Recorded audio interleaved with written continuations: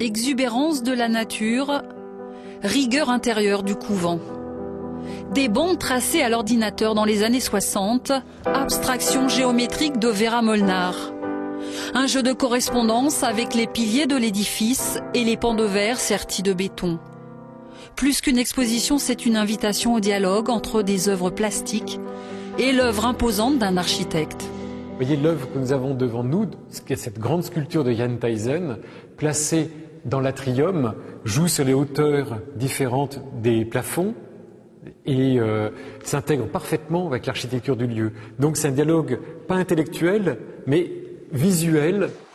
Frère Marc habite au couvent depuis 8 ans. Féru d'art contemporain, il présente des artistes vivants dont le travail met en valeur et respecte l'esprit des lieux, un langage dépouillé qui invite à la contemplation. Les lieux me façonnent. Finalement, les lieux, une architecture de Le Corbusier, ça façonne progressivement le regard et le cœur. Exposé dans des lieux de vie pour ne pas sacraliser l'art. Dans la salle du chapitre, dans l'atrium ou au réfectoire, mettre la culture à portée de tous. On voit les visiteurs s'approcher des œuvres, tourner autour des sculptures, se déplacer pour voir différents aspects des œuvres. Et tout d'un coup, il se dit, finalement, jamais je les regarde comme ça. Et qu'ici, il y a tout d'un coup un rapport presque d'intimité avec les œuvres.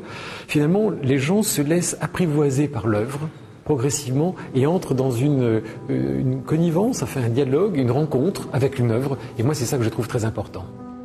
Communion entre les lignes et le rythme de l'architecture, une façon d'éprouver physiquement le couvent, conçu par Le Corbusier pour les dominicains. Silence et paix.